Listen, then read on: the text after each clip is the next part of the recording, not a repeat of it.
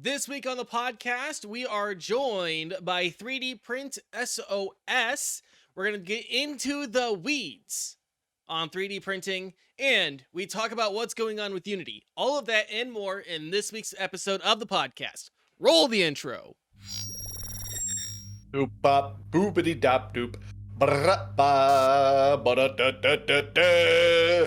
Waiting for the scats.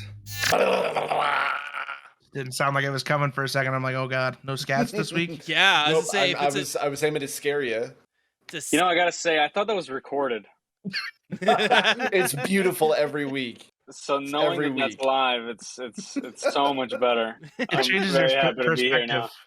perspective. I'm well trained Yeah. in what's it called, guys? Improv scatting. Yep, that's me. Many years of improv scatting. By the way, don't Google that ever. Just saying. Yeah, probably not recommended. There's a college course on it and everything. You know, I took Oh it. God. yeah. there's like a black couch in there somewhere. Like, oh my god. it's weird. It's a weird classroom. The I'm gonna whole tell you that right now. whole class, you don't leave the couch.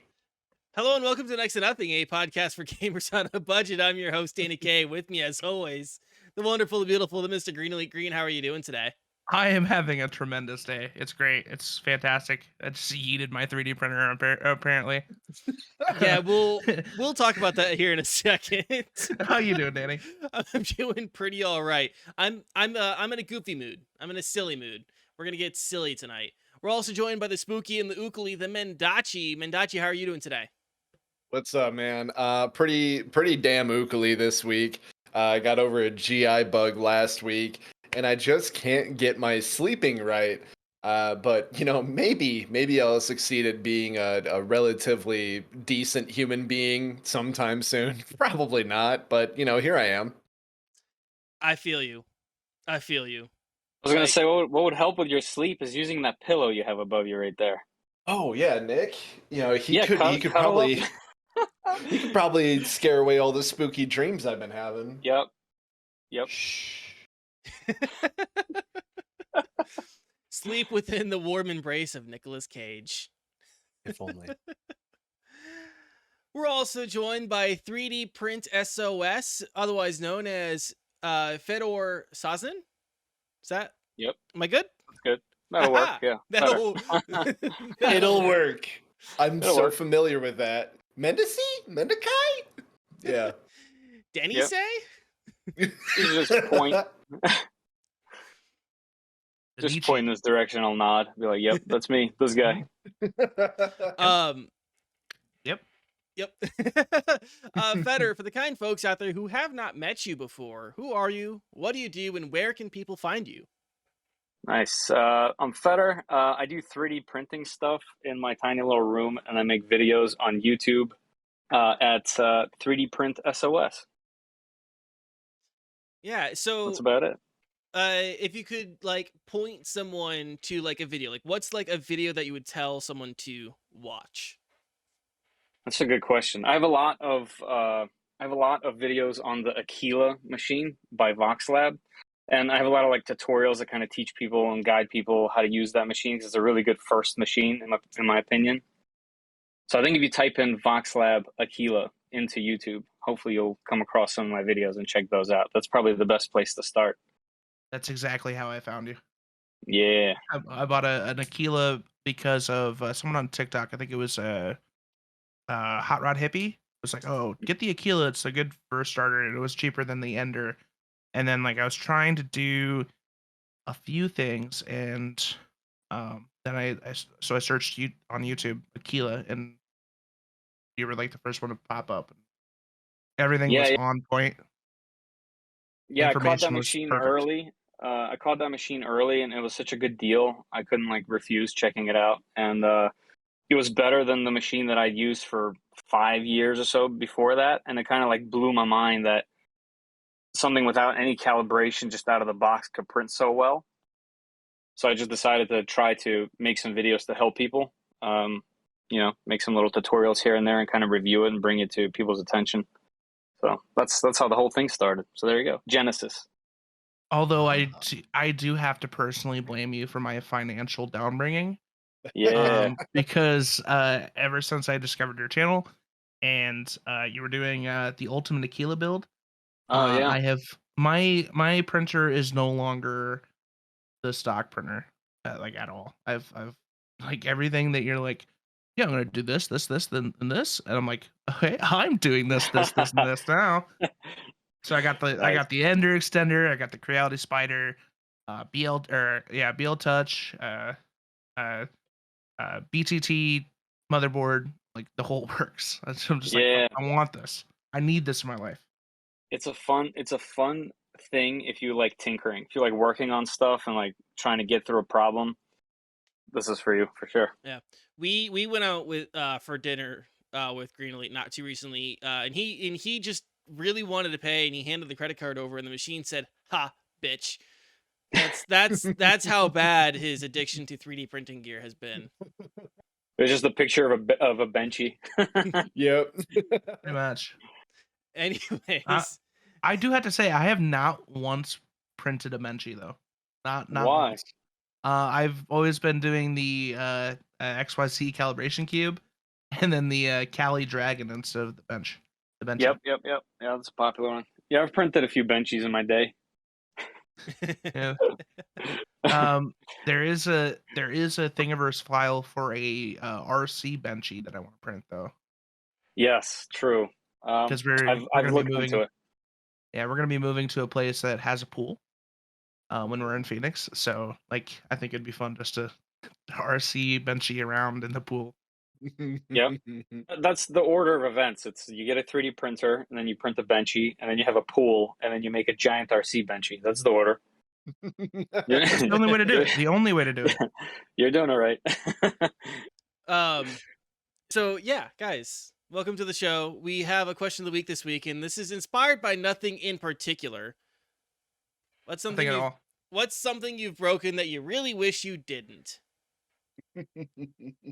Not inspired by anything within the last hour. Nothing happened. Green, do you wanna start? Yeah, you wanna start, Sure. buddy? You wanna My start? 3D printer that just magically dropped off my fucking stand here and snapped the Y belt. And yeah. Yeah. I was just putting the lamp back in the 3D printed Japanese lamp that I made. And the printer decided to eat itself on top of me, snapping the belt, which is an easy fix, but still, it shouldn't have fallen in the first place. I'll probably just glue that bitch down somehow. We'll figure it out. Mendachi, how about you? Yeah, both my fucking wrists, Danny. My Oof. bones. I don't like breaking my bones. The nice thing about broken bones, though, is that if you actually go to a doctor about it, typically they'll heal themselves correctly. But sometimes they don't, and now sometimes my wrists just hurt for no reason. Isn't that great? That's great. That's really fun. It's nice. Fedor, how about you? Somewhat recently, I'm doing a giant 3D printed airplane project. If and you guys watch the channel, you know that I'm working on that.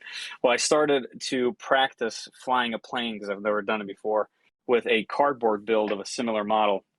Here's a preview of it in parts, and it's in parts because I tried to fly it. Oh no! And yeah, I crashed and broke it 3 times now. It's on the 3rd rebuild. So good thing I'm trying and practicing on that thing instead of what will be built in here. Ooh. Yeah. That is a bucket. Dear God. Yeah, that thing is massive. Yeah. Yeah, I really wish I never broke my mom's heart. You know, she she was just so disappointed when she learned I was doing podcasting as a hobby. I broke my mom's heart. True. She's never been more disappointed in me. Oh, you're going to do that, huh? Oh. Oh. It's a gateway drug. You gotta be careful.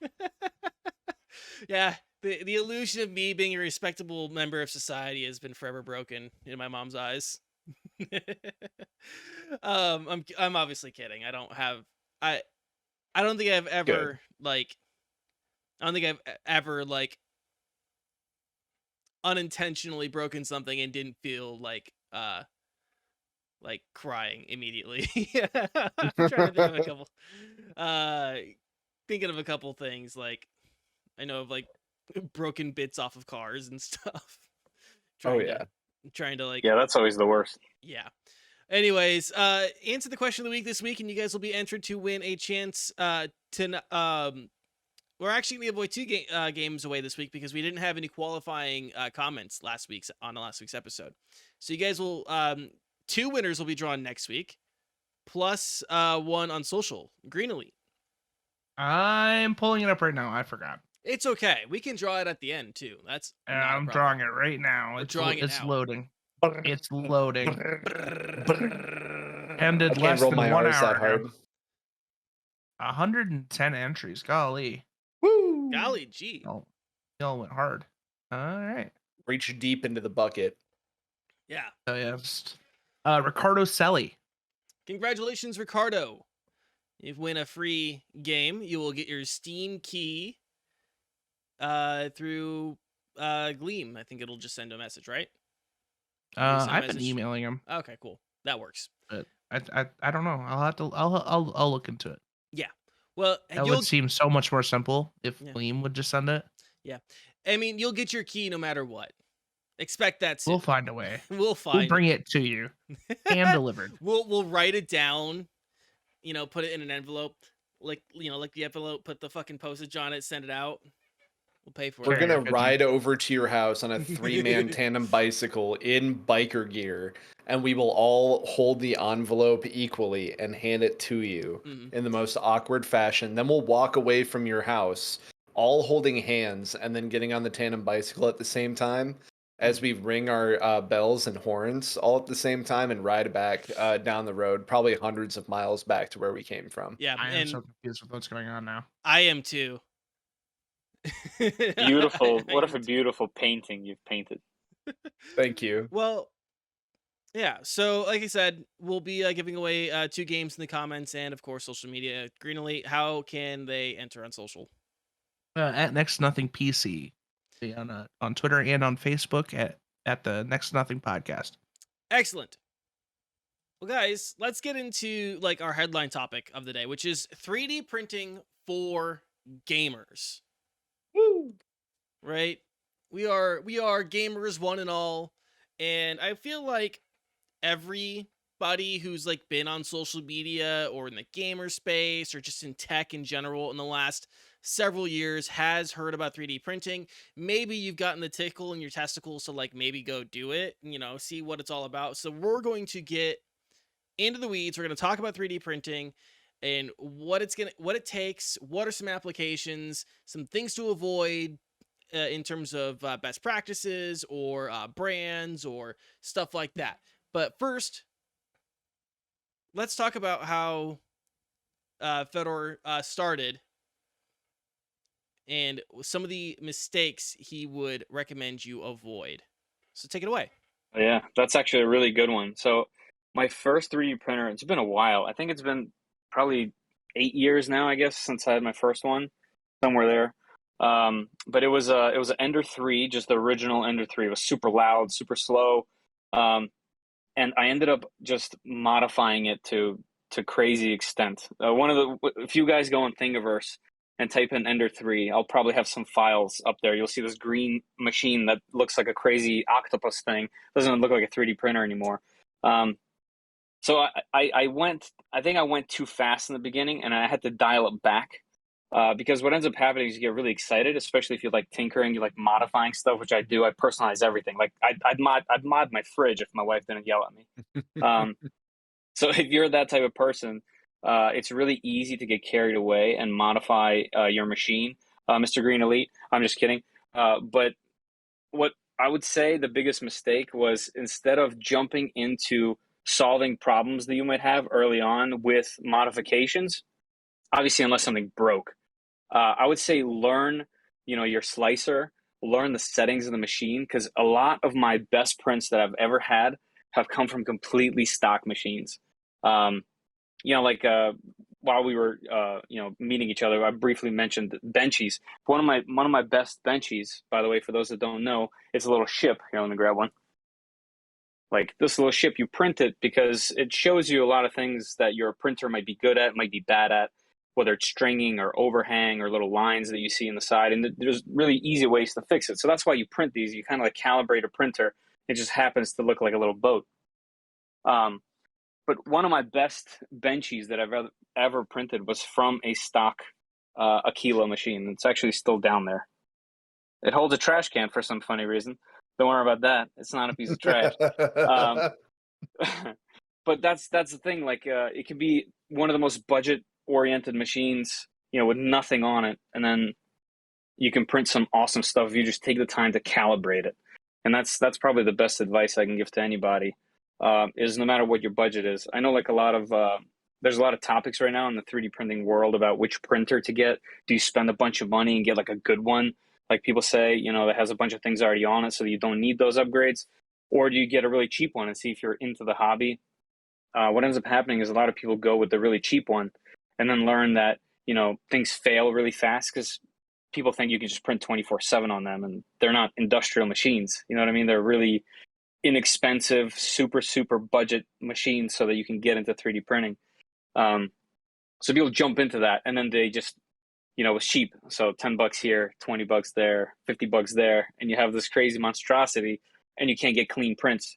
And that's usually because it's much easier to find those upgrades on Amazon, click buy, than to look through all the settings and like figure out what those settings do and are.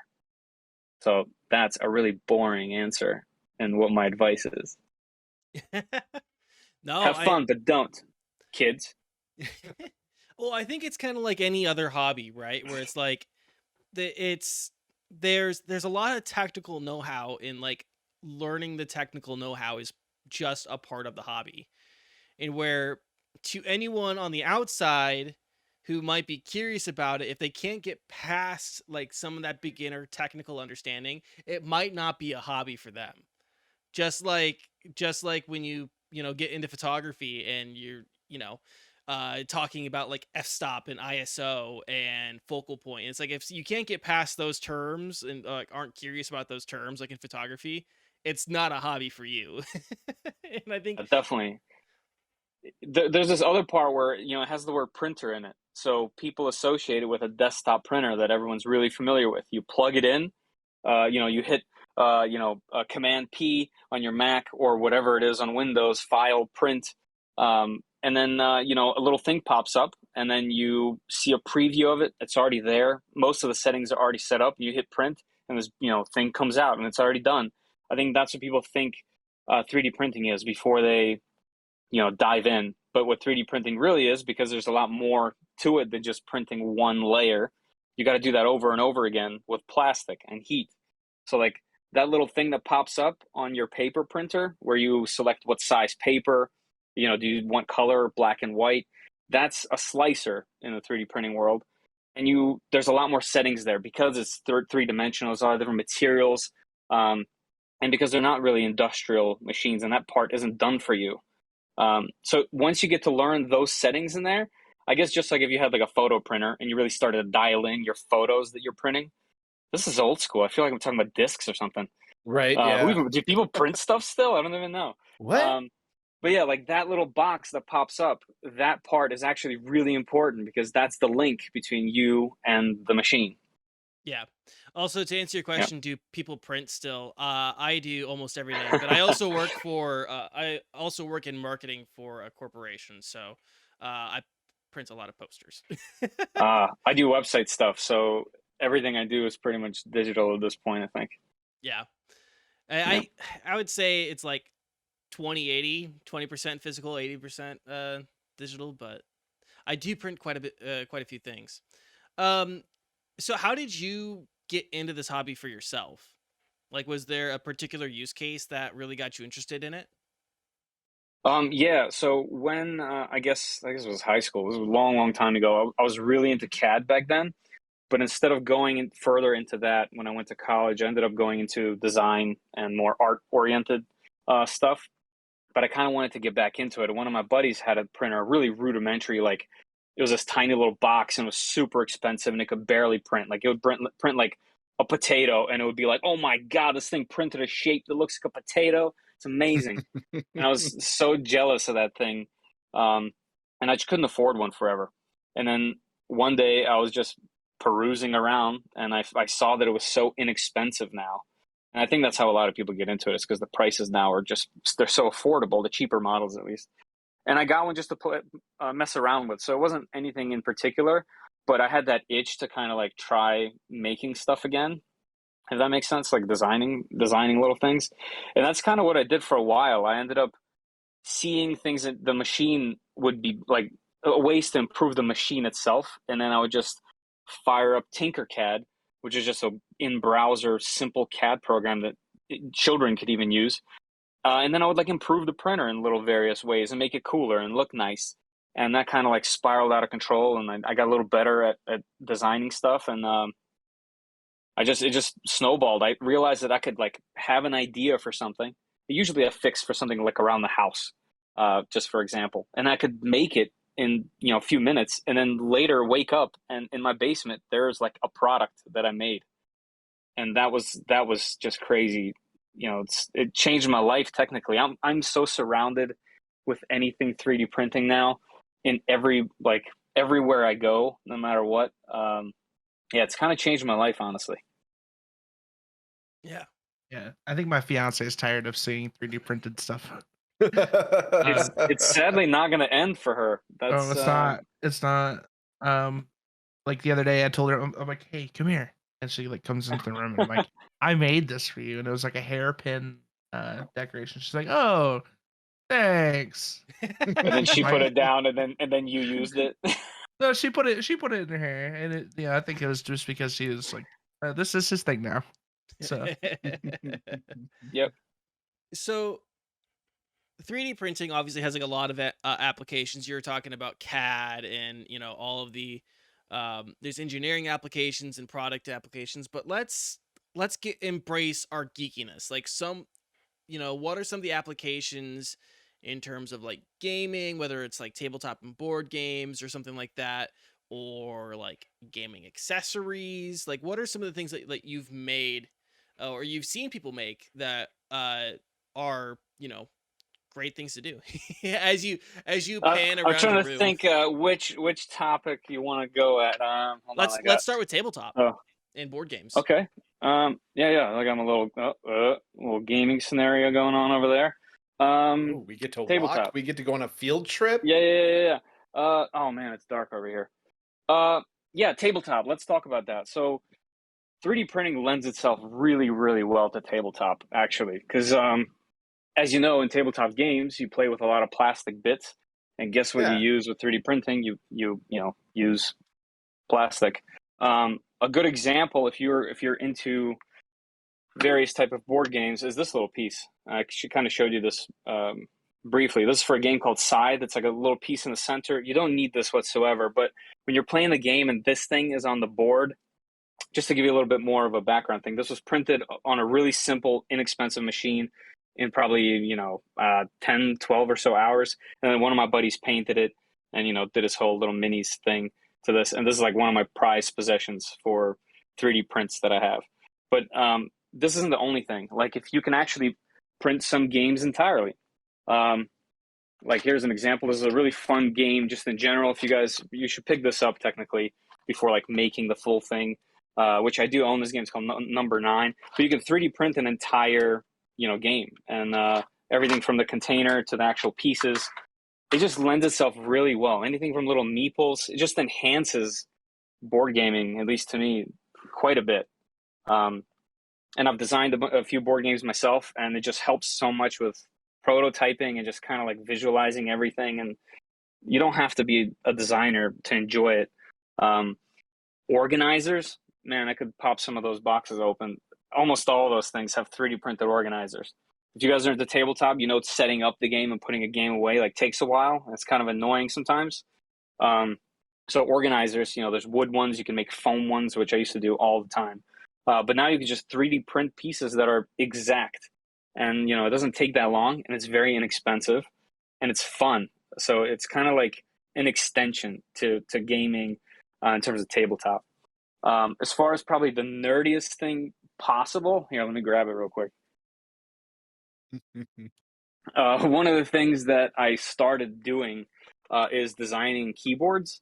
Oh wow. So this is one of my designs. It's the SICK 68, and it's 3D printed, put together, and then it uses a tiny little microcontroller that costs like $4, and everything is hand wired entirely, and it uses just a little simple program that you can completely customize any of this stuff. So yeah, this is just like one of them, and there's so many of these, and they're easy to do. If you got to kind of learn soldering, but I feel like if you're into electronics and messing with stuff, yeah, 3D printing, it's crazy. Let's see. So that's board gaming, gaming related. I'll show you a little bit more in a second.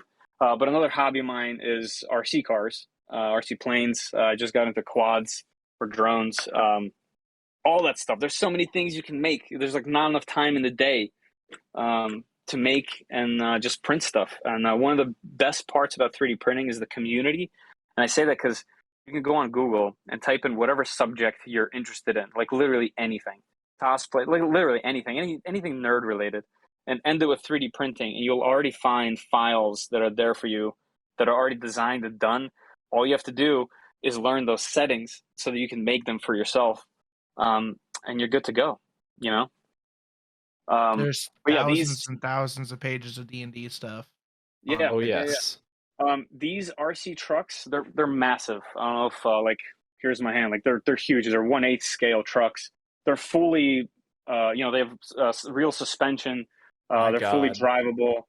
Everything opens. There's Stone Cold Steve Austin in there for wrestling fans. If you're into Star Wars, you could print some figurines. You like Diablo? I make some runes over there. What other cool things we got? Here, let me. Yeah, you guys are really getting the tour now. I say this is the first time we've gotten a tour on the podcast. If you guys aren't watching on YouTube or listening on Spotify where we have video up, you're definitely missing out. So check it out there if you guys are on Oh, any of the other true. podcast Actually, platforms. I'll try to. Sorry to cut you off. I'll try to talk a little bit more because I realize that not everyone has a video feed to this. But essentially, like this is my little gaming area that I have here. But I'm surrounded by 3D printing. Like I said, like I improved my airflow on this box by lifting it with these custom feet that I made. Actually, this was a product that I made that I used to sell that got me into the whole like seeing what I can make with 3D prints. But essentially, just lifts the case, gets more air underneath, and it really improves the airflow in the case. This is another one of my keyboard designs. Completely 3D printed. Even my mouse that I modded quite heavily has 3D printed parts, like this lightweight battery door, just everything. Holders. These speakers have a custom 3D printed bracket, so I can hold them above my monitor stands.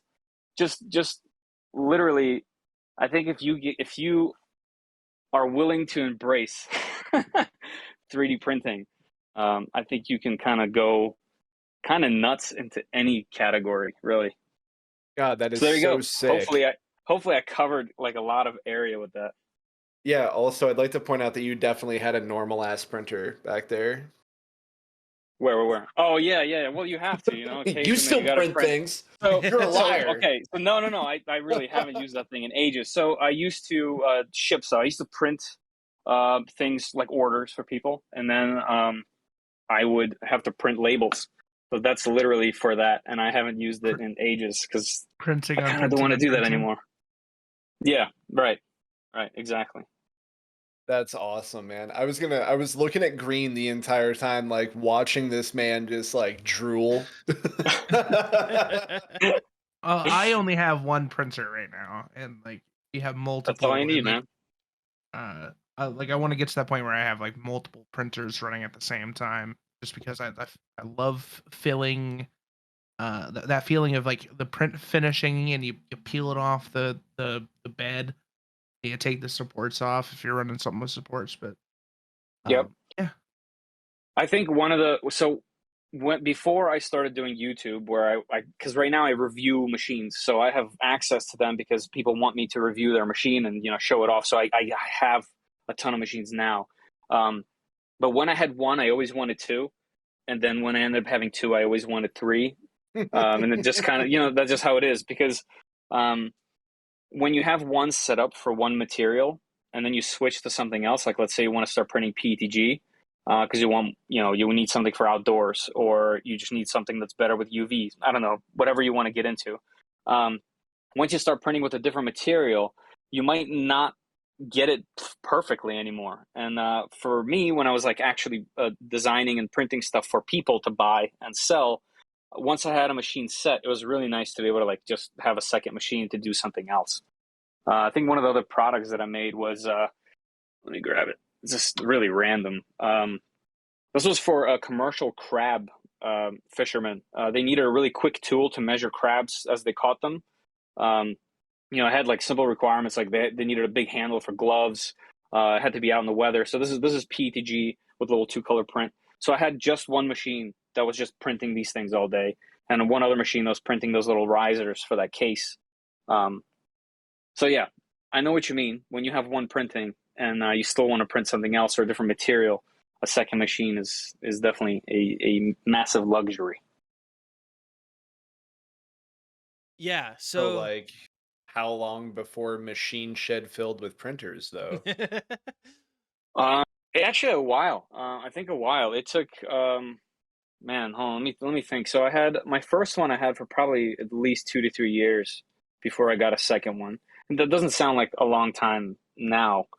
But yeah, I think it just depends because a lot of people, what ends up happening is, and I'm sure you've seen this while troubleshooting your machine, and hopefully I can try to like discourage this in some way. Going back to like a paper printer, people expect it to just work. A lot of times it doesn't in any way. It's kind of hard, and you kind of have to be patient. And it's a hobby. You're diving into a pretty elaborate hobby. And what ends up happening is someone grabs something on Amazon, it doesn't work for them, or they just couldn't level the machine properly, because that's technically the hardest thing in 3D printing, is figuring out how leveling works. It's one of those really steep like learning curves, but it's super short. Like as soon as you walk over that thing, it's over. You can level it blind. Like I don't even have to think, and I can level a machine.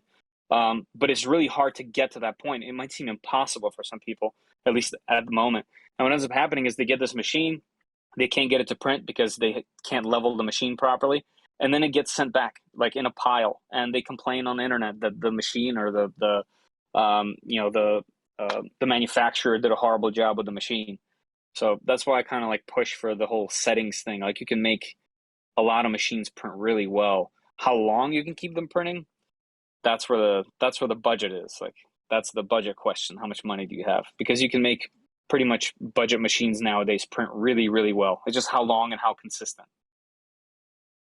yeah. Yeah, I would recommend it on that point. Like if you get a printer, make sure that the things that you will frequently change out, you want to set it up to where you can quickly like have ease of access to get to that thing to take out. Like both my fans on my print head are like quick detachable with JST clips. So that way I can just take them off and swap them when they inevitably go out in a few months. Yeah, the fans go out. That's the thing. Like if you buy a really cheap machine, those fans were never meant to go 24/7. And guess what happens when you're really excited about 3D prints? You print literally 24/7. So the Like a fans mad go out. lad. Yeah, yeah, and then the fans go out, and people get really upset. But if you spend $160 on a machine, the expectations for some reason are for it to be a $3,000 machine. So just pump your brakes, take your time, calibrate that sucker, and you'll get Yeah, some cool prints. I went crazy. When I first got it, I even printed a paper not a paper towel, a trash bag holder for no Yeah. other reason than I wanted the printer to be running. And right now it doesn't even hold trash bags. It holds the contents to my Darth Vader lightsaber that I haven't finished yet. Yeah, So the lightsabers are a fun 3D print. they're very fun, and Hard they're to calibrate, very accurate. fun to print. Yeah, I have a few off here over here on the side. Yeah, I like that there's a big community on like Thingiverse and 3D Colts 3D and stuff like that that are just like they do a bunch of Star Wars stuff and model for it, and they put those models out either for free or for a nominal price, and they like scour the internet to make sure it looks perfect. Like I got my lightsaber is the Return of the Jedi Darth Vader lightsaber, which just has a very different uh saber shroud. Hmm. It's not perfectly diagonal or full, and I just love the way it looks, and I really should finish this thing so I can put it up on my desk. Since this is technically a gaming podcast, I do want to mention one other thing about 3D printing because someone might be like, "Why are these guys talking about 3D printers?" On this gaming podcast. But like, I think they are a game. If that makes any sense, let me explain. So like gamification. I don't know if you guys have ever heard that term before, but gamification is all over the place. If you think about it, like, and you guys have an Apple Watch. Mm-mm. I No, have a Samsung, all a Android. Galaxy Watch. Well, I'm sure you guys have heard like closing the rings. Like I don't have one, but my wife has one, for example. All my friends have them. But essentially, even on your phone, you could like do these little exercises and just through the day, like close your ring, and you don't get anything for it, but it feels good to like close it. Like that's gamification of a really simple thing, like exercise. I think 3D printing is pretty similar. Where a lot of our apps that we use just on our phones, and they give you kind of like rewards for, I don't know, if you got gas and you put your gas in there, that you put in gas, you get some kind of like points, a reward. Everything's gamified. But 3D printing is like you have to work for it. You're like grinding. It's almost like a dungeon crawler. You're like, you want that boat to be perfect? Well, you got to get through these settings. You got to make sure they're right. You got to wait. You got to be patient. You got to do it a couple of times maybe because you might die. Well, that's probably dark. But at the end of like that dungeon, you have this thing, like this physical object. So I think 3D printing goes hand in hand with gaming 100%. And there's a lot of things, like a lot of applications for 3D printing that relate to the gaming space as well. Like even battery holders that look like beer crates. I had to print those. Um, headphone holders either for mounting under the desk, on the wall, or just freestanding headphone holders. There's a print for a controller where you can put a steering wheel on it. And it runs moves the joysticks on the controller as you spin the wheel for racing games. If you break apart on like a controller, there's a 3D print where you can find and print that and replace the shell of your PS5 or PS4 controller. There's so many. It's limited only to your imagination and your willingness to like learn modeling if it hasn't been made already. Yeah. Yeah, that Like second 3D part is print. actually key because there's so many things that are out there 100% for free. You could just get them and download them and like literally print them out. That's the craziest part. I think that if you have an itch for 3D printing at all, search a website called Thingiverse or printables.com or Thangs. Cults 3D is another one. Just search Google for whatever the topic that you're interested, or even the game that you're interested in. If you're into Fortnite still, cool. But if you wanted to print a little llama, I've printed it. It's amazing. You can have one of those little llamas. That's like the most exciting thing ever. You So know. Sorry, I mentioned Fortnite on your podcast. I don't know how if you guys dare frowned you? upon. Fortnite. Shame. Hey, I gotta say, I played Fortnite since it came out, all the way up until I guess when Warzone came out. Once Warzone came out, I kind of ditched it, but I was a big fan. I enjoyed it. Well, see, now we just have to like end the show. All right, bye guys. It was a great time, and we're gonna See see ya. you. Never coming back here again. No, I'm kidding. I'm kidding. Um, so you were kind of mentioned like Thingiverse and a few of these other websites and communities. Um, for people who are interested in starting, I kind of want to break this down. Like, where would be a good place for people to start looking for equipment? Do you think Amazon, or do you think there are some more some better marketplaces out there for folks who want to get into 3D printing, or some stores, brick and mortar, maybe stuff like that?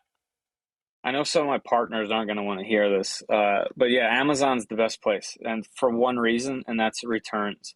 If this thing isn't for you, like if you didn't like it or something is wrong, just to know that you can send something back and return is massive. I do think it kind of sucks that people like abuse it. Like it didn't print once, and instead of tuning it, they ship it back, and now there's so many trucks driving everywhere, and they have to rebox it, and there's fuel and all this and earth, so don't do that. But like, yeah, the convenience factor of Amazon's amazing. Their selection's amazing. And honestly, if you're gonna start, I think go on YouTube first and make sure that you research like a bunch of different machines, because there's so many resources out there now, especially. Really hone in on something where it's backed by the community.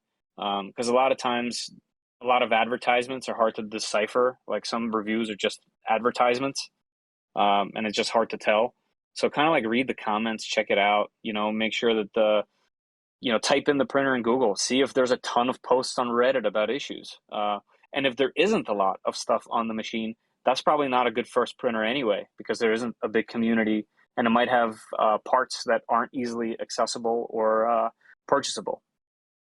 So yeah, I think as far as marketplace goes, Amazon probably has a big enough selection, and you can like kind of like attach that to YouTube in a way, because you can easily do your research and read reviews, and that's how we all shop nowadays, right? We all look at reviews endlessly for anything. If I shop for a pen, it's going to take me 3 hours because I'm going to look through so many reviews. Or you're just not going to print a pen? I've printed pens. I think at this point I've printed pretty much everything, guys. Yeah, so in terms of like finding like designs, you mentioned Thingiverse, Yeah. Thangs, any others that you wanted to mention, especially that would be like really good for beginners to start like browsing and find stuff that would be appropriate for them and their machines? Yeah. So Thingiverse is a big one, and it used to be huge. And I say used to be because they did some sketchball stuff that I personally don't really like. And I have 60 plus designs on there. Believe me, I'm heavily involved in Thingiverse. But right now, I think the best place is Printables. The company Prusa, they make printers as well. They're involved in that community. They have contests. They even give away. So if you go on printables.com and you like do certain things on there, if you just use the site, which helps you, they kind of give back by giving you filament potentially. You win stuff. There's contests. I think right now, and at least in my personal opinion, printables.com is the best place, the best resource. It might not be the most vast yet because it's still fresh, but that's the best place. It's the most high quality place. I trust it. Green, do you have something you want to add there?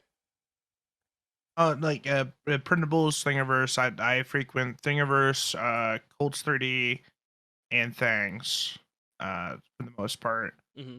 I've gotten a few STLs from printables. One thing I do want to add, I think there's a big thing, is filament. You'll have to keep in mind that filament is there's a vast amount of suppliers for filament, and something you want to keep an eye out for, like when you're like buying is like reviews for the filaments. I've gotten some filament rolls that are just god awful. And then there's a particular brand that I purchase every time now because it's never really steered me wrong. So you do have to purchase rolls of filament as you go. The printer doesn't run on nothing, so that's something to keep in mind too. Yeah, and the prices for filament are slightly higher now, as with everything else. It used to be really inexpensive. Like I've bought $10 rolls many times back, just a few years ago. Now they're average. What's the average for a roll now? $20, I guess. About Yeah, $20. like I just bought some TPU today for I think it was like 27. So yeah, somewhere there. But the rolls, they last a while. Like there's a roll, like you can print quite a bit on a single roll, and then depending on how deep you get, you start to store it in Tupperware, and you have endless amounts, and it's a bad habit. Yeah, I usually spend right around $19.99 for a roll of any cubic PLA. I mean that's just my brand. It's never steered me wrong. I think the worst The worst one I've gotten is Sunlu, just standard PLA. It was there were a lot of spots where it was like very brittle, cracky. Yeah, they have a Um, problem with brittleness. Yeah. yeah, so I no longer get from that company because it like just to get to that one through that one roll was a nightmare. So So so this is the random, I guess, in a way, but you'll go through one roll that's not good and then 15 rolls that are perfect. And yeah, unfortunately, like the way that plastic manufacturing works is that happens. Like the humidity in the place changes how the rolls come out that week, you know. mm, So some of those places that manufacture it just can't regulate everything absolutely perfectly because it's not like surgery. You know what I mean? They're yeah, these pretty simple machines that just extrude plastic. So um, yeah, I've had amazing luck with some of the cheapest nonsense non-branded filament, and then I've also had some of the largest fails ever with expensive filament. So it's for me, it's hard to recommend something specifically because that happens. Like for example, my current favorite is 3D Max. I'm sure if you've seen the mm, channel, I've mentioned them so many times because I've gone through so literally countless rolls without a single issue. But some people say that they have winding issues, which is technically impossible, but I won't go to that one. Um, just it's one of those things that I think where if you find something that's working for you and your machine, just between us right now in our rooms, the humidity in the room matters for 3D printing, especially if you're absolutely. going into outside filaments outside of PLA. Just that alone can ruin a roll if you leave it overnight hanging on your machine. And some people don't know that. And then they blame it, on the, not saying that's you right Yeah, now. Okay. I'm not trying to no, offend no, you. no, no, I'm just no. saying that's what happens. And you don't learn that for a really long time. Like I had no idea. Um, Another common problem, because I just mentioned winding. That's another thing that happens on spools. The plastic is wound on the spool, and some people accidentally let go for literally a split second. And when you pick it back up, it can tuck underneath another winding of the spool. And now, as you print, it can have a knot in it. Essentially, it goes underneath of it, and slowly, as you print, it can get stuck, and then the whole filament spool like snaps. Sometimes it just causes all kinds of failures, but that's physically impossible to happen at the factory. And a lot of people blame that on the spool of filament or on the brand, but essentially that's just a thing you learn with experience with 3D printing. So once you find yourself a brand that you like and it's working for your machine, your prints, your settings, keep it. Keep buying it. So I have one more question here, and then we should probably get into a break. Yeah, But sorry. no, you're good. You're good. It's a lot of I told you ahead of time. I will not stop talking. no, it's great. It's a lot of great information, and so this is why I'm gonna kind of go with this last question here, which is, what community is there for people who are just starting out and want to connect with other people in 3D printing that you would suggest them join? How do I answer this in a non-biased way? Oh no, Uh, be completely biased. In All fact, I have the bias. that might yeah, have been the yeah. purpose of me asking it. I see you loaded it for me. Um, yeah, so I have a Discord channel that I run for 3D Print SOS, like the YouTube channel. Once you see some videos, I will likely mention it in there because we have about 1,000 people in there, just under right now. And I have sections in there for troubleshooting. I have sections in there for showing off your prints. And there's a ton of people in there that know a whole lot about 3D printing. Mr. Green, you probably know you're in there. Yeah, Um, I get a lot of help from those guys. yeah, Heroes. and it's yeah, Hero Psycho shout out. But yeah, there's a ton of people in there that are super helpful and knowledgeable. And even if I'm not around and you don't want my opinion, just join the Discord. That place is awesome. It's just a fun community, and it's cool to just chat in there. So that's my super biased answer. Excellent.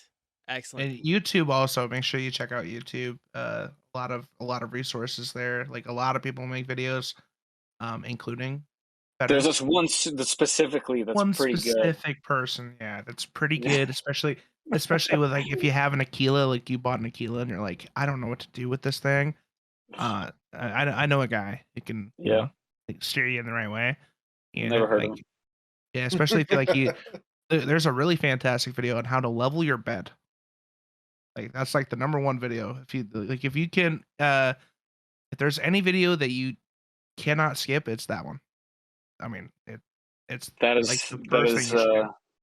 that is some solid advice, sir. Like that's the number one thing. Like I mention it where it's almost 99% of print failures happen because of the first layer didn't go as planned, and something will either just come off the machine or something related to the first layer. If you're too close, you can get clogs. You can bind up your filament in the extruder. If it's too far, it could peel up. Your corners will start peeling. The whole thing will come off. You'll make a bunch of spaghetti overnight. The first layer is just a massive kind of like part of the whole thing. And leveling your bed is just one of the, like I said, it's that like steep climb. But once you realize how it all works and that you're not leveling anything to anything flat, you're leveling the bed to the actual part that moves and extrudes. Like that's the part that has to be level with the bed. Once that all clicks after a little while, it's all cake. Excellent. Well, guys, let's take a quick break, and we'll be back in 2 minutes. Does that sound good? Great. Sounds Yeah. good. Hello, Danny is being lazy and has decided to have a text-to-speech robot record this message for you instead of doing it himself. He wants you to know that you can help support the show by telling your friends. Telling your friends about the show helps us grow and help more people save money while gaming. It's also free. You can tweet about us, share us on Facebook, or even send a message directly to your friends and family with a link to the show. Don't forget to like and subscribe on YouTube, or leave a comment. That helps tell the algorithm that you like this kind of content and would recommend it. Thanks for watching and listening. The show will resume in just a few moments. P.S. Green Elite has bad taste in Pokemon. And we're back. Sorry, we took an extra like 30 seconds there to talk about more 3D printing. Printers. More printers. They couldn't shut me up again. No. It was educational, and I don't know. I mean, it maybe will be bonus content. I don't know. Actually, I don't think it recorded, unfortunately. Ooh. But guys, Disappointment. yeah, it is actually really disappointing. But let's talk what's going on with Unity. There's been a lot of Unity news going around, and it's been pretty confusing to say the least. So let's break it down and figure out what it means for gamers. So first off, what is Unity, right? And why should you care? Unity develops a very popular and widespread game engine known as Unity. Wow. The engine has pretty robust user base and lots of support and assets and other services for game devs. So big changes for Unity's business model can have ripple effects for customers of games worldwide. Just to like let you guys know how widespread the engine is. Some games that have been built with it include Fall Guys, Among Us, Cuphead, Beat Saber. You know, just a few to name. So over 2 weeks ago, Unity made headlines because, in really a bad way, because they announced they would be laying off 4% of their employees and realigning their resources, which came to as a surprise because CEO John Riccitiello, I believe that's how you pronounce his name, Yeah. told employees that the company wasn't in any sort of financial distress. And that seems to be ringing true because last week it was announced that Unity would be acquiring and merging with Iron Source, a deal that is worth $4.4 billion. Quote, if you don't know Iron Source, they bring a proven record of helping creators focus on what creators do best, bringing great apps and user experiences to life while enabling business expansion in the app economy, is the statement Unity posted to their website. But all is not well, because Iron Source, who specializes in monetization tools, also has a reputation for being a company that spreads malware. They developed a program called InstallCore, which is a software installation wrapper, which is used to bundle software into installs of programs you actually want. So if you guys can imagine real quick that you download a piece of software and then it says, do you want to install this as well? How about this? How about that? And it's usually shady, clean your PC, download RAM kind of software. Bonsai buddy. Yeah. And it's usually done by shady third-party sites that, their goal is to add bloatware and scamware and other shit on your computer. In fact, InstallCore is so bad that Windows Defender and Malwarebytes will both prevent you from running it if it's detected. Game dev Andrea Gaita, I believe that's how you pronounce their name, of Spoiled Cat said this in a tweet about the merger. Quote, "A game engine is the thing that you use to build and distribute games to devices.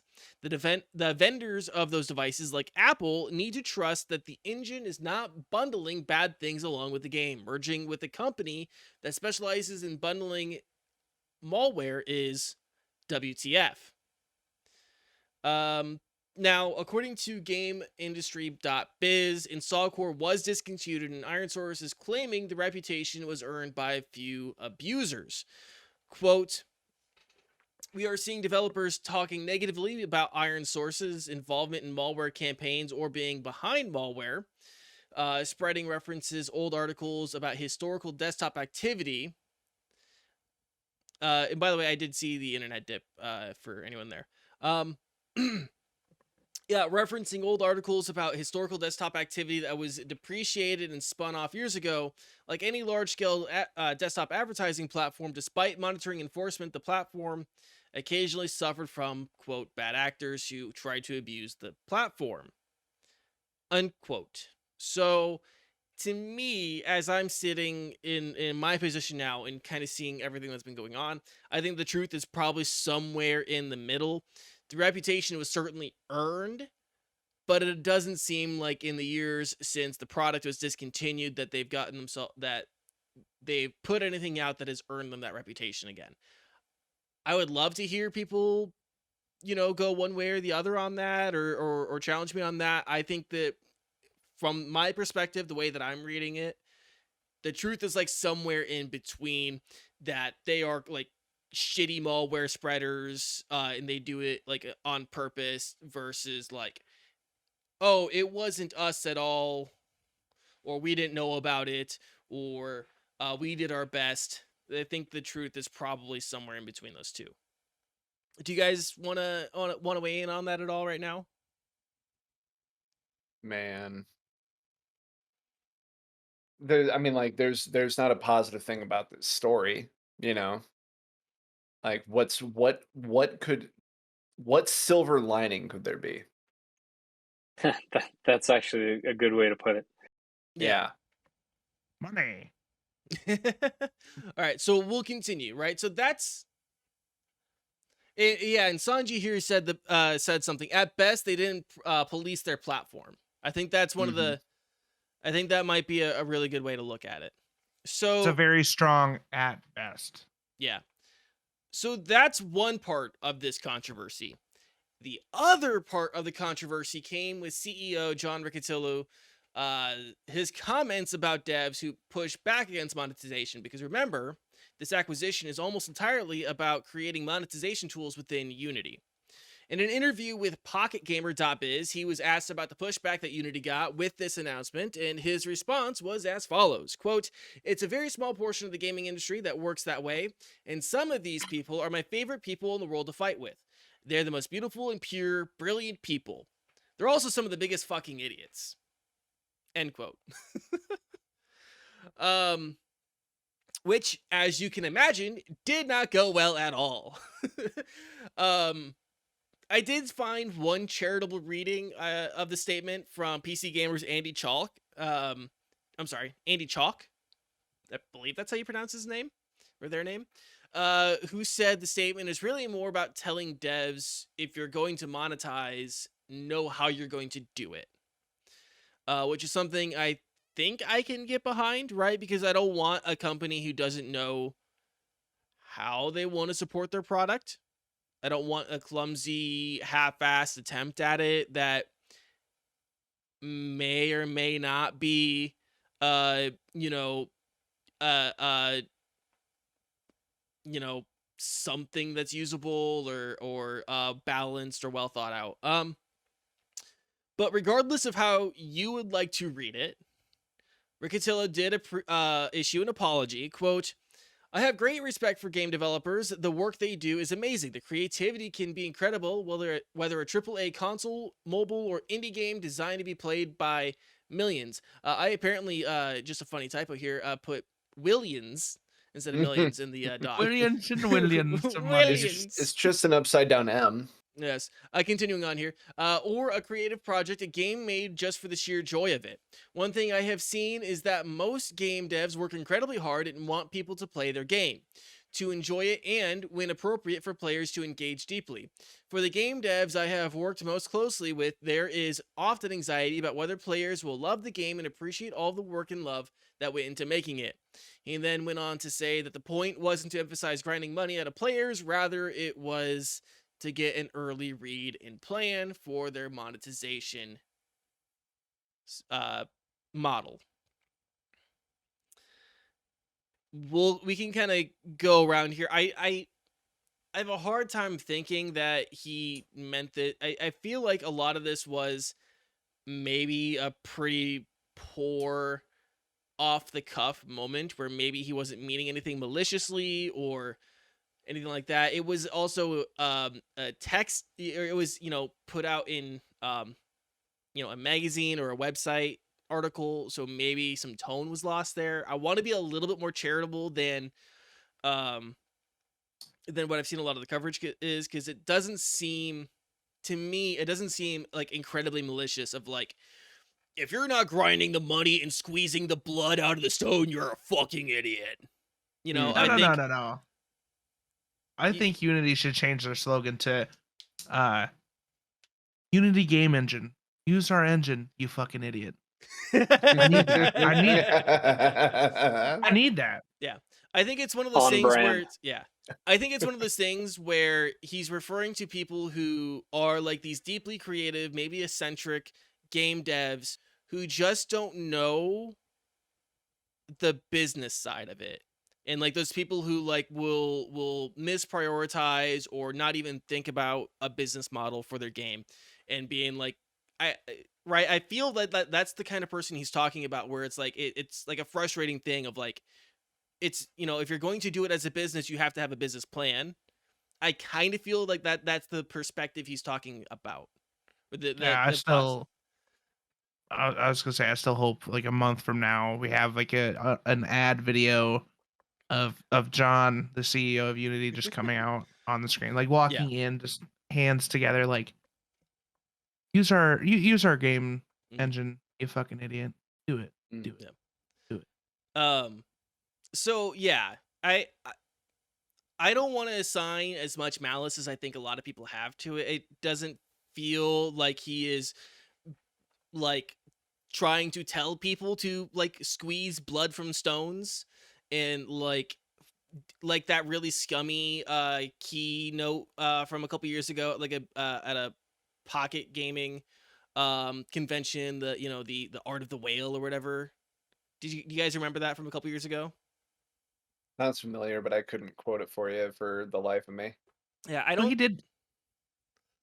I'm sorry. Go ahead. No, it's fine. Unless I'm missing something here. It's possible I'm missing something, but He did start the quote with like positives, I guess. Like, yeah, he was kind these of. people are great, brilliant, wonderful. It's like you have a friend that's like, I love him to death, but he's a fucking asshole. Like that kind of thing. Yeah, he started negging them. So it's tough love. Yeah, I don't know. It's tough love. Again, I feel like it was more of a statement about like people who are really good at like the technical aspect, but maybe aren't super sustainable in their own way. And that's the read I'm getting, and I'm very open to critique of that read and like other perspective. If there's something I'm missing, for sure let me know, like in the YouTube comments. Because I just read the statements, and that's kind of what I was getting out of it when I read it. I heard a lot of other people's opinions. I know Big Fry talked about it. I know it was mentioned on Let's Play last week. or maybe it was Monday. I think it was Monday. I think it was yesterday. So yeah, very, very open to it. And I know we'll actually be talking about this, I believe next week, not this coming weekend, but the next weekend on the WTO Report Live. So maybe my perspective on the read will change over time. So tune into that to hear if my perspective changes. But we'll kind of go around the table here. Let's start with Fedor. Any perspective, anything that you want to mention or give your opinion on here? I don't know. It's when things are sketchy, when they seem sketchy, they usually are. Like, and that's a general statement that I want to end this on. Because it's true. If it smells like shit and looks like shit, it's probably shit. Yeah, Essentially. definitely. Walks like a duck, quacks like a duck. Probably Um, shits like a duck too. Probably. Surprisingly, ducks shit more like bears. I don't know if you knew this. Where are we going with this? I don't know. Mendachi, what is your perspective? Well, like most things, when I get my perspective on things, it's a little bit long-winded. But yeah, I found it kind of interesting. Riccatello in his original statement said like, hey, like mobile games are a great way to make monetization. Which obviously you're probably talking about the gacha style format of, hey, if you want to roll the dice, spend $5. It's Diablo Immortal, it's every other card collector mobile game. Like we're very familiar with them at this point. They are barely video games. They're more like slot machines with like a cutesy kind of wallpaper slapped on top of it. Unity itself is the cheaper way to make a video game for developers. So the way this works, I'm going to put this against Unreal 5. These figures come from gamedeveloper.com, and this article is literally just slated towards indie developers where they are trying to kind of figure out what platform they want to use to make their game. So I'm going to take a drink of water, and then I'm going to holler at you real quick and give you some information. Yeah. While you take that drink of water, I would like to point out that there is, the Unity asset flip, which is a whole other problem where people just buy assets from like Unity marketplaces and then throw games together for 99 cents because it costs them $5 to make the game. But continue.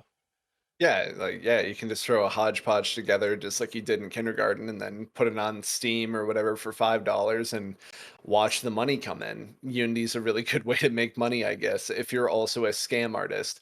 That aside, there's plenty of non-scam artists, non-gacha game developers out there that use Unity, and the reason for that is that there is a $1,500 lump sum for Unity 5 Professional Edition. That's for one license. And it seems like a small price to pay if you've already earned at least, say, $100,000 on a game that you built using Unity, but the devil is in the details. The Unity 5.x EULA specifically states that only one user is allowed per license. So imagine that you're a 10-person studio and you just made an annual gross revenue of $100,000 or more. Now, your studio must purchase a professional edition license for each of the 10 members, and suddenly $15,000 is seeming less free than it was before. Additionally, to prevent developers from gaming the system by just buying one professional edition license and keeping the rest of the developers on personal licenses, the EULA prevents the combination or integration of personal edition licensed content with professional edition licensed content. So, when you're like on Twitter and you're scrolling through and you're looking at all these like sick ass games and you're like, holy fuck, one person made that. It's like, yeah, because it's gonna cost them potentially tens of thousands of dollars if they needed somebody to help them. So yeah, they might have worked on one thing for like 5 years, for 10 years, whatever it is. And it's this crazy passion project that's become a time sink for them. But it's because in the long run, it will take so much money. So moving over to Epic and the difference here, this article continues. The Unreal Engine 4 has a different, simpler model as far as pricing goes. There's only one license for the Unreal Engine 4, and that license is completely free. As with Unity, there is a cost to using Unreal, but this cost comes in the form of royalties. The Unreal Engine, EULA, states that the end user, yourself, agree to pay Epic, the company that provides the Unreal Engine, a 5% royalty on gross product revenue after the first $3,000 per game per calendar quarter from commercial products. An important detail here is that this royalty must be paid regardless of whatever that revenue is received by you or any other person or legal entity. So, what does that part mean? Well, the EULA gives a simplified version of what this means. Quote, if your product earns $10 on the Apple App Store, Apple might pay you $7, having deducted 30% as a distribution fee, but your royalty to Epic would still be 5% of $10 or 50 cents. So either way, each one grabs its money from you regardless. It's going to cost you money to make your game regardless. Making a game is exceptionally it's pretty rich for the blood, and it obviously gets even harder to pay for that when you have more people helping you. In this respect, I'd like to say that it's, do you want to get spanked now or later? And if you don't like getting spanked, then probably never. But if you love getting spanked, let me use something like when you want to get punched in the mouth. There's not as many people who like to get punched in the mouth as they do like to get spanked. This is true. People are saying this. But yeah, regardless, as far as like the monetization goes and him saying like fuck you, use our engine. And if you're not focusing on making money with our engine, then why the fuck would you do it?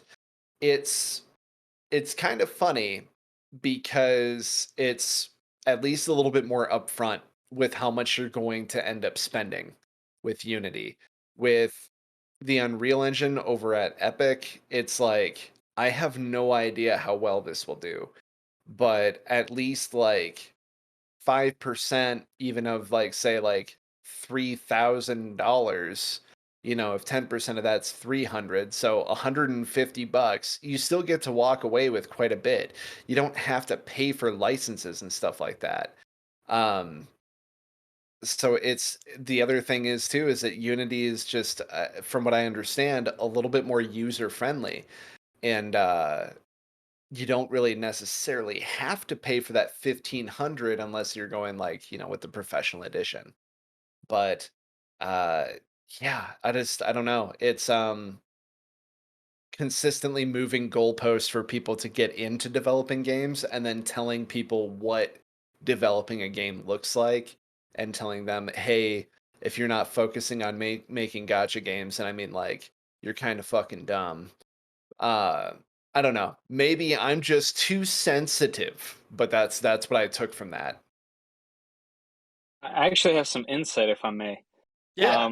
One of the things that I used to do many moons ago now, in 2008, 2009, was develop games for the first iPhone. So when the very first iPhone came out and that touchscreen happened, this was like before the actual App Store was out. I started, me and a couple other friends started making games. One of the games that I made was a card game called Durak. So it's a Russian card game that it's almost as popular as poker is here. If you're Middle Eastern or European or anywhere in that on that side of the pond, you probably know the game Durak. It translates to the fool, but that's beside the point. That game we started developing, and that when the iPhone dropped, and then eventually the App Store dropped, that was incredible for us. It's because we were able to actually put it in the store. And then we quickly realized how much all that stuff costs and how much Apple takes. Obviously, it's all very different now, but we got pretty deep. And 2 to 3 years into that whole thing, we had a couple titles in the App Store. We ended up like quitting our jobs, so it became our full-time gig to make games for the iPhone. And the Unity and stuff like that wasn't around to the extent that it is now. But those platforms, kind of playing devil's advocate, I guess, here, is having those type of platforms to be able to use instead of scratch build would have been monumental. And especially the way that Epic does it is you get this library of things that you can create with and then pay a royalty essentially at the end, is definitely more like in line with what a creator would have wanted.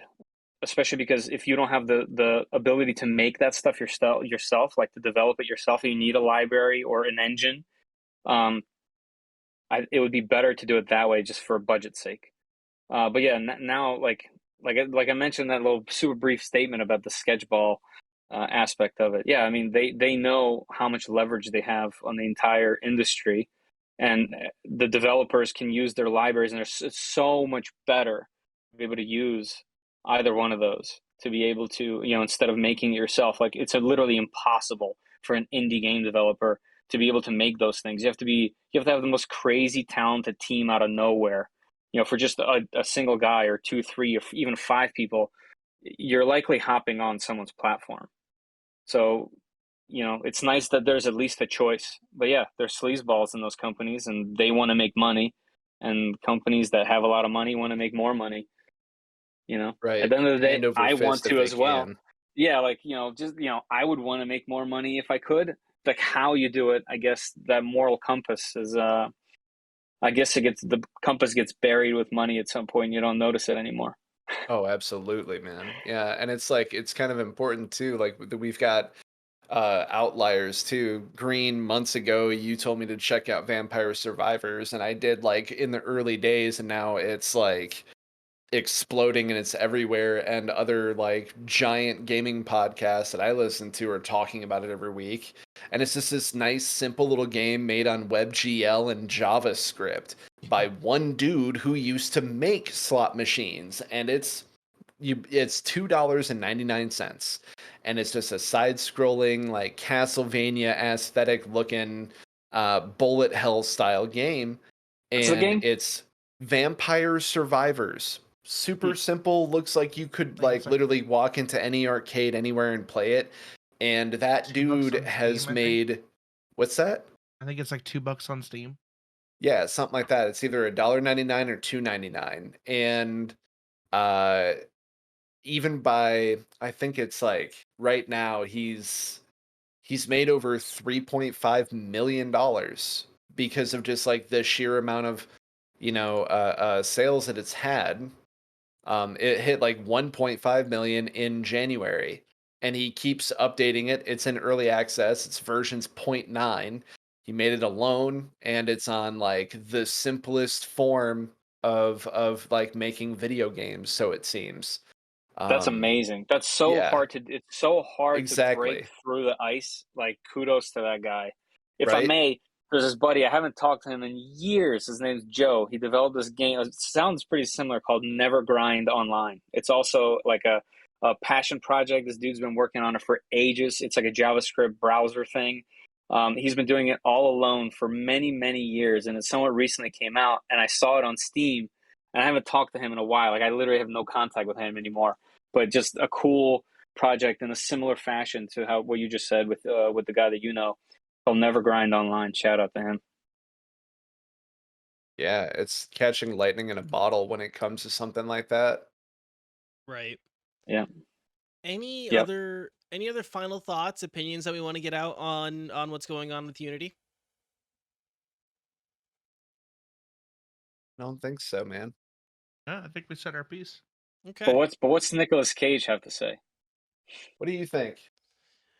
Not the bees! Not the bees! I think he's occupied. that's pretty cool, yeah. Wow. Yes. Can you do that again, but put the pillow in front of you? Oh yeah, I could. Yeah, I'll do that just for you, but off stream. Yeah. Yeah, when this is over, Just for hook you, our brother buddy. up. We're gonna get weird, man. Gonna get. I think we've been weird. We've been Yeah. here. All right. I think Perfect. you were doing a Nicolas Cage impression like the whole time we were playing They Stirred. Yeah. No It one. was so fun. Just a zombie right. surviving doctor out there, just trying to help people. All right. I think that's going to be it for today then. Let's go on ahead and wrap up the show. let's start with Fedor. Fedor, for the kind folks out there who might have joined us halfway through or who have not met you yet, who are you? What do you do? And where can people find you? And like, just what's coming up? Well, thanks for tuning in. Hopefully, you guys enjoy the show. Thank you guys for having me on here. I do a YouTube channel thing where I make videos about 3D printers, review different machines, try to help people get into the hobby because I really love it. I think it's pretty cool. You can find me on YouTube at 3D Print SOS. And yeah, see you guys in the comments down there asking questions. I also have a Discord if you guys want to learn about 3D printing, or if you're already into it and you need some help maybe tuning your machine, check that out. Yes, excellent. As far as what I have coming up, let me touch on that. So recently on the channel we did this thing where there's a certain type of machine that has a direct drive extruder. Basically, it's where the filament goes in to the actual printer. Usually, it's off to the side of the machine. These machines have it right on the part that moves and actually 3D prints. So there's a whole new category, and it's really popular right now. I'm doing kind of like a finale to the whole season that we did of a bunch of different machines. So I'm really looking forward to that. I'm filming that now. So if you guys want to see just kind of like basically, I'm gonna give all the printers a score, and then I'm gonna base how that score does off how much it costs. So this might be one of those good episodes to look out for if you're looking for a 3D printer or something specific, like for a second machine or even third machine in some cases. Hopefully, I can guide you guys in the right direction there because I have some really fun machines in that whole series. Excellent. Awesome. Guys, make sure you go check him out on YouTube and join his Discord, and also follow him on Twitter and all the other places. He also has a really sweet Instagram, so you can check out some of the prints that you did. I was scrolling through that earlier when we were trying to figure out like an image for the thumbnail, and there are some amazing prints there. Yeah, thank you. Yeah, Green, what's coming up with you? Repairing my 3D printer.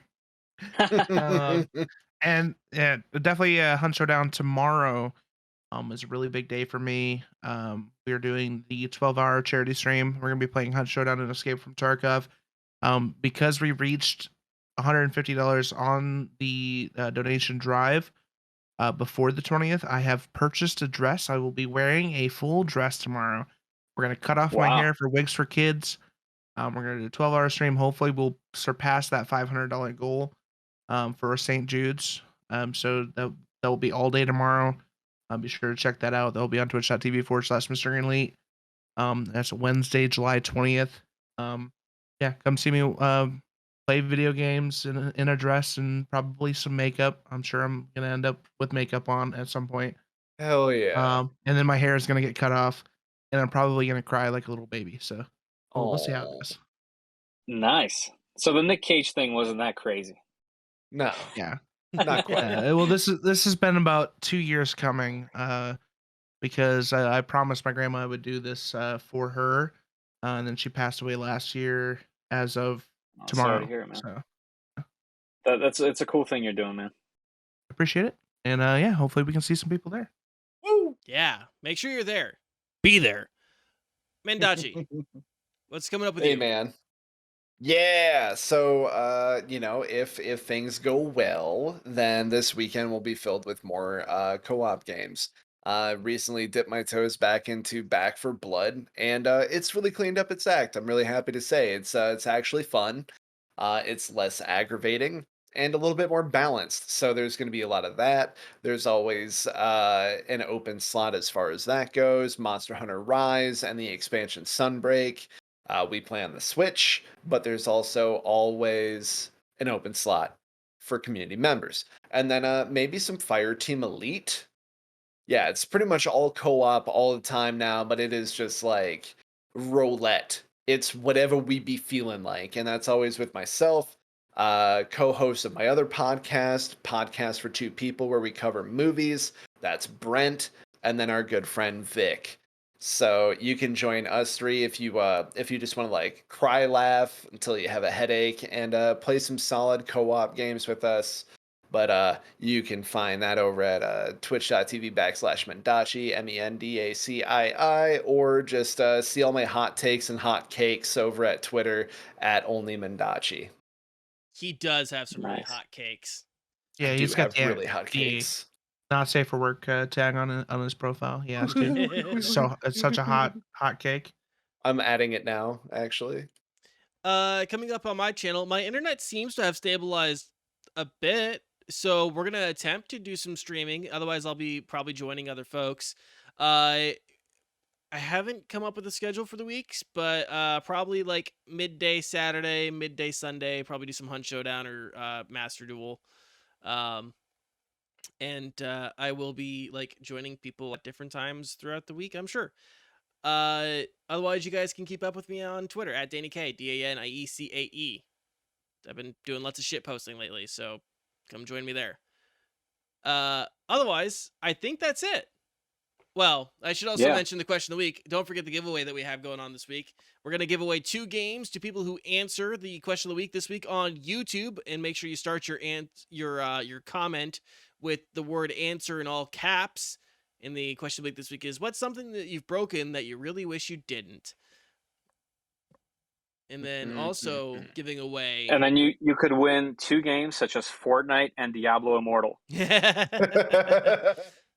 Only the finest for our listeners. So there will be 2 winners in terms of YouTube comments next week. And of course, we have the social media giveaway, which you can also win. How, Green? At Next to Nothing PC on Twitter, and then at Facebook, or on Facebook at Next to Nothing the podcast. We'll be posting a Gleam link. I'll be posting it tonight, and we'll put it up all the way up until next Tuesday at 6:59 p.m. Central. Like a minute, like a second before the show starts, it ends. So heck yeah. But yeah, that's going to wrap up the show this week. Thanks for watching and listening. Your time with us is always appreciated. And of course, we're not just interested in your time and attention. That would be selfish of us. We also want your opinions and thoughts. Let us know on YouTube or tweet at us. And of course, you can join us every week at 7 p.m. Central Time on Twitch. And if you can't make it to those shows, you can find us on YouTube, Spotify, Apple Podcasts, Google Podcasts, and everywhere podcasts are found. If you like what you do and want to help support the show, drop a like and subscribe and ring that bell. That really does help us out a ton on YouTube.